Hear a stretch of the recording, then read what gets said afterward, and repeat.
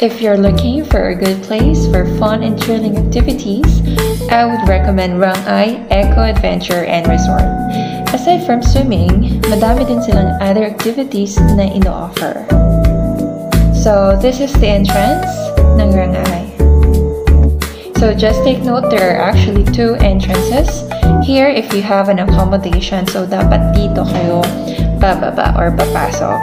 But if you don't and just want to go for swimming, there is another entrance for that.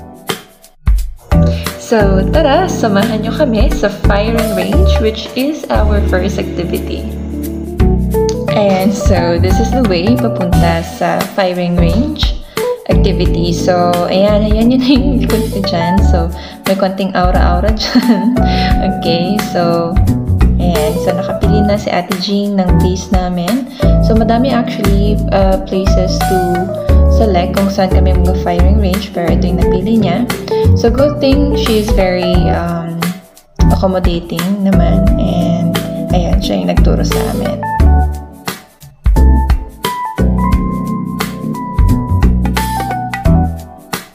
Ayan, so after maubos ang aming 50 bullets, nag-rest na muna kami and played Songka.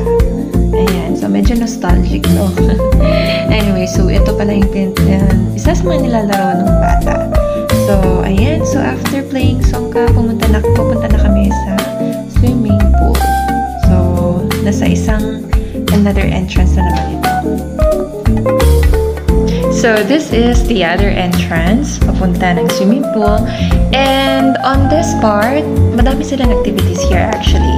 Aside from andito na yung malawak nilang pool, sorry hindi ko na naipakita yung kabuuan ng pool nila. So I think they have 3 or 4 pools. Yan, so this is the area. And then the other side of it, meron po silang wall climbing and rappelling and also skybiking at may zipline din. So tara, let's go sa first activity, the second I should say, second activity, which is mag-zipline. So this part is yung sa wall climbing and yung sa likod naman nito is yung sa rappelling. But in order for us to go for zipline, ayan, kailangan din namin pumunta sa taas. So, ayan, si Kuya nag-a-assist. So, there. So, syempre, kinakabahan. Pero anyways, natapos din. Which is so nice and amazing experience as well.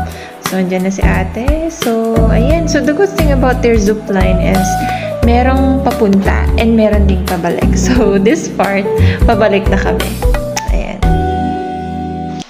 And this time, let's try naman ang skybiking.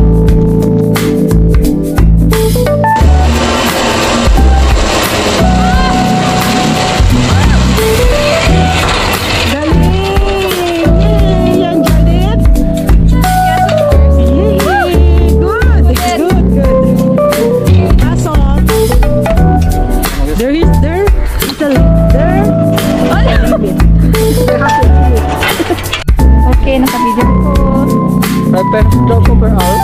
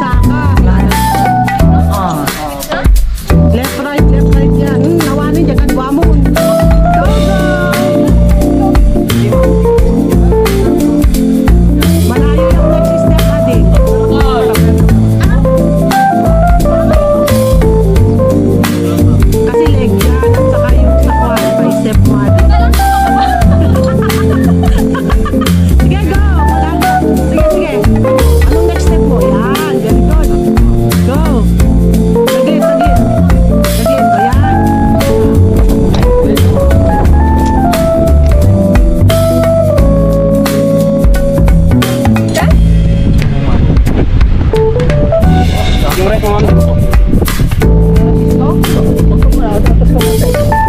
Doon, ma'am, nag-receive.